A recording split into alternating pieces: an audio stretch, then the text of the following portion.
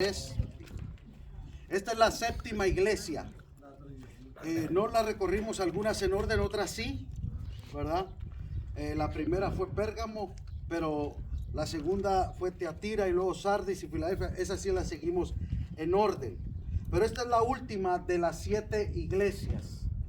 En el capítulo 3, versículo 14, dice: y escribe al ángel de la iglesia Laodicea, he aquí el amén, el testigo fiel y verdadero, el principio de la creación de Dios, dice esto: yo conozco tus obras, que ni eres frío ni caliente.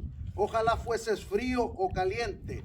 Por cuanto eres tibio y no frío ni caliente, te vomitaré de mi boca.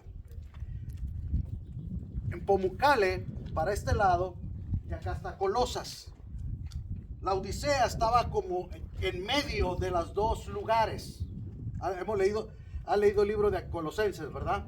Hierápolis era otro lugar donde había otra congregación, que en el libro de Colosenses Pablo escribe, dice que los de Hierápolis lean la carta de Colosas y los de Colosas lean la de Hierápolis. Entonces vemos que en Pamukkale vamos a ver aguas termales, que venían aguas de allá, pero Colosas está sepultada la ciudad y tiene ríos de agua fría, montaña. Entonces cuando el agua de Pamukkale venía para acá, los ductos de agua, como eran aguas minerales, con minerales, aguas saludables, ¿verdad? Usted sabe que las aguas minerales tienen poder terapéutico para sanarte, para curarte enfermedades del cuerpo. Entonces cuando venía el agua caliente y el agua fría, había una mezcla y se convertía en tibio. Y Jesús le dice a la iglesia de Laodicea: yo conozco tus obras, que no eres frío ni caliente. Ahora tenemos que entender el concepto.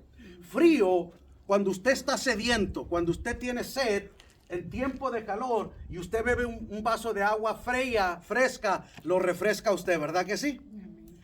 Y cuando está frío, el caliente también le refrigera, ¿verdad? Entonces el agua caliente, el agua que tenía poder terapéutico, podía ayudarte a sanar tu cuerpo y también beberlo, pero el agua fría te refrescaba. ¿Y qué le estaba diciendo Jesús a la iglesia de Laodicea? Por cuanto no eres frío ni caliente.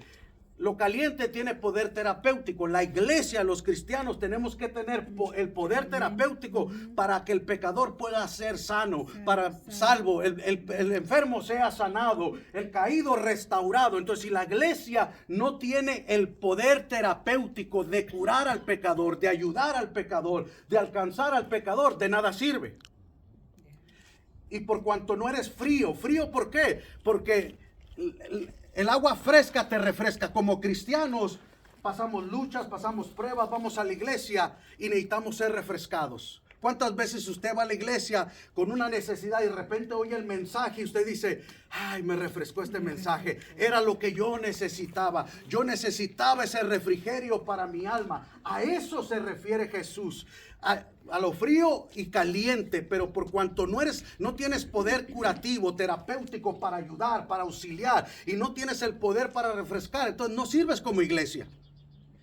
Como iglesia no tienes la función que se necesita. La iglesia de Jesucristo tiene que tener el poder de alcanzar al pecador, de que el pecador sea salvo, que el endemoniado sea liberado, que el enfermo sea sanado, que el caído sea restaurado, que el creyente sea refrescado. A eso le llama Jesús, ni frío ni caliente. Por cuanto no eres frío ni caliente, ¿qué le dijo? Te vomitaré de mi boca. ¿Qué es cuando una persona vomita de su boca? Cuando algo no le cae bien. Entonces al Señor no le gustan las mezclas, no le gusta que seamos frío o caliente. Que vuestro sí sea sí, que vuestro no sea no. Sigue diciendo ahí que no eres frío ni caliente. Ojalá fueses frío o caliente. Nada tiene que ver con que si brincas, danzas, corres. No, eso son interpretaciones que nosotros le hemos dado los pentecostales. Pero lo que Jesús estaba hablando es un lenguaje que la gente entendía y conocía en este lugar. Verso 16. Pero por cuanto eres tibio y no frío ni caliente, te vomitaré de mi boca. Porque tú dices: soy rico y me he enriquecido, y de ninguna cosa tengo necesidad. Esta ciudad era el Wall Street de aquellos tiempos. aquí había un flujo de finanzas, de dinero, de riqueza. Hubo un terremoto que destruyó la ciudad y no le pidieron al imperio romano ni un centavo, ni un penny, sino que ellos mismos tanta riqueza tenían en la ciudad que ellos mismos la volvieron a reconstruir para atrás. Y cuando nosotros nos creemos que no necesitamos ayuda, que no necesitamos del Señor, que nos creemos ricos, es cuando el Señor dice, te crees rico y no tienes necesidad. Porque cuando tenemos algo ya nos creemos, yo no necesito. Y no sabes que tú eres un desventurado, miserable, pobre, ciego y desnudo. Cuando nos creemos ricos, hermano, que no tenemos necesidad, es cuando tenemos más necesidad. ¿Se acuerda cuando Jesús pasó por Samaria? Dice, y era necesario pasar por Samaria, porque había una necesidad de una mujer ahí. Pero cuando nosotros nos sentimos que no tenemos necesidad, el Señor se hace para atrás. Bueno, tú te crees autosuficiente, bueno, hazle como puedas. Verso 18. Por tanto, yo te aconsejo, fíjese el Señor, yo te aconsejo, nos aconseja, que de mí compres oro refinado en fuego para que seas rico. ¿Por qué le dice compres oro en fuego purificado? ¿Por qué? Porque el oro no pierde su valor. Alguien le preguntó a Mahmoud, ¿cuánto vale el oro? Que el oro vale lo mismo en donde quiera. El oro que es oro vale donde quiera, porque el oro no tiene un precio a nivel mundial. Pero ellos, como eran ricos, tenían muchos bienes, tenían mucha finanza, movían mucho dinero, se creían ricos. Pero el Señor compra oro refinado. ¿Por qué? El oro usted lo purifica y lo pasa por fuego y no pierde su valor. Pablo le dijo a los corintios que nosotros vamos a ser probados como el oro. Entonces el Señor quiere, compra oro. Quizás a usted le han dado de fantasía, pero cuando usted lo refina, ahí sale lo que no es oro y lo que es imitación. Para que seas rico, y vestiduras blancas para vestirte, y que no se descubra la vergüenza de tu desnudez. Mahmoud nos dijo, este es un lugar de textil, de pieles, hermano. Los hermanos aquí, en aquellos tiempos tenían un capote, una vestidura nomás, ¿verdad? Pero aquí en la Odisea había una piel brillosa, así como glossy, ¿verdad? De ovejas negras, especial en esta región. Y ellos hacían unos abrigos negros, hermano, que cuando caminaban se notaban la calidad, la excelencia, el valor de las cosas. Por eso el Señor le dijo, te vistes con vestiduras modernas, caras, de la mejor marca, del mejor material, de mucho valor. Pero yo te aconsejo que compres vestiduras blancas. Vestiduras que necesitas para entrar al cielo. Para que no se descubra la vergüenza de tu desnudez. Y unge tus ojos con colirio para que veas. ¿Qué había aquí? Había mucho colirio. Esa medicina era terapéutica y era muy famoso por venir la gente a curarse los ojos. Toda persona que tenía problemas de vista, el colirio que tenían aquí era un colirio muy especial, muy avanzado, que era como la cuna para la medicina de los ojos. Y le dice, ¿para qué? Porque te crees rico y andas con vestiduras. Te aconsejo que compres vestiduras blancas y unjas tus ojos con colirio para que veas. ¿Por qué? Porque las personas que necesitaban el ungüento del colirio era porque no podían ver bien, veían borroso, no veían claro. Entonces, ¿qué necesitaban? El colirio te ayudaba para arreglarte tu visión, para arreglarte tu vista. Y el Señor le dijo, la iglesia se había distorsionado, había perdido la visión. Y el Señor le dijo, hey, unge tus ojos para que mires claramente. ¿No dice la escritura que cuando el velo se rasgó en dos, ahora vemos claramente? Antes mirábamos como por una cortina, pero ahora miramos claramente. Cuando Jesús vino a nuestra vida, quitó el velo y tenemos acceso y podemos ver con claridad. Y la iglesia de la Odisea estaba aquí y el Señor le dice que unges tus ojos con colirio. Ahora, en cada una de las 7 iglesias, el Señor habla un lenguaje que la comunidad de la área conocían y entendían. No va a hablar un lenguaje que la gente no va a entender o no comprender. el lenguaje de las vestiduras, el lenguaje de la riqueza, el lenguaje del colirio, el lenguaje de lo frío y caliente. Ellos lo entendían y lo comprendían a la primera. Ellos sabían de qué estaba hablando. Ellos no como, ¿qué nos quiere decir? ¿O qué me tratas de decir? No. Era un lenguaje que cada región en específico el Señor les habló a cada persona individual.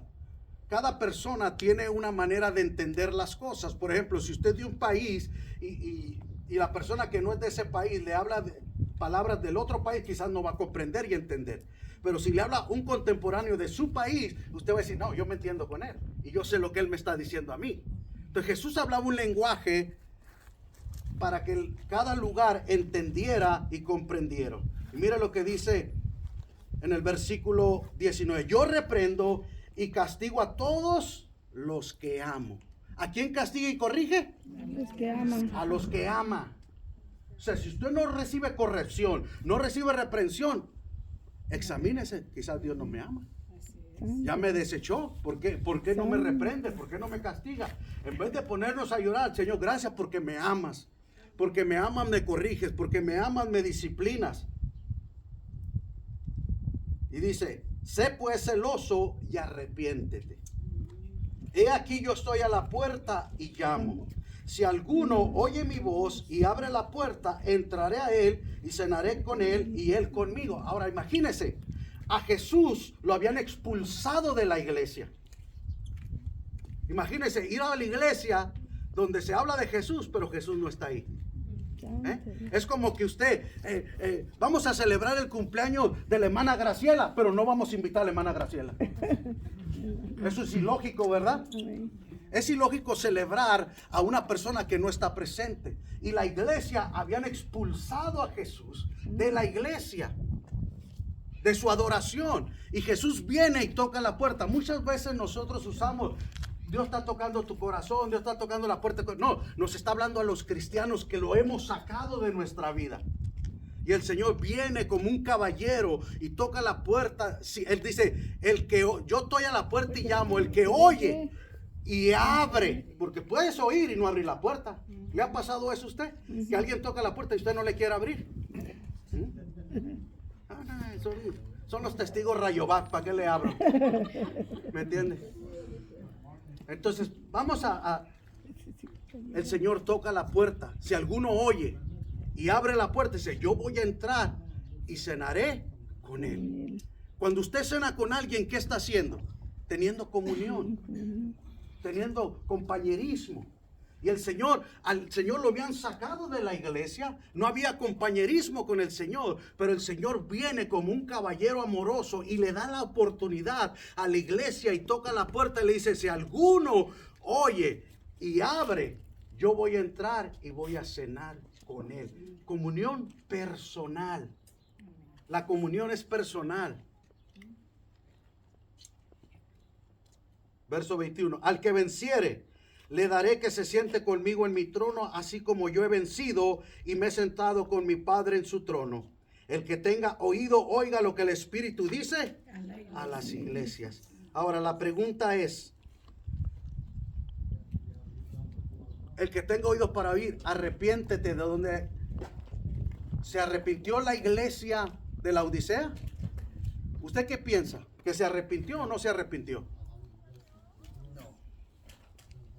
¿Qué acabamos de ver ahorita ahí? ¿Qué les dije? Un bautisterio. Había unas iglesias aquí. Entonces quiere decir, eso da evidencia de que siguió la iglesia después. ¿Me entienden? Entonces donde estamos aquí había una iglesia en este patio. Una iglesia de casa. Entonces, la iglesia de la Odisea oyó el mensaje y se arrepintió. Ahora, ¿qué vamos a hacer nosotros? ¿Vamos a aceptar el mensaje del Señor o lo vamos a abortar? ¿O lo vamos a rechazar? Cierre sus ojos, canario. Vente. Aviéntate la oración poderosa en el nombre de Jesús. Gloria a Dios.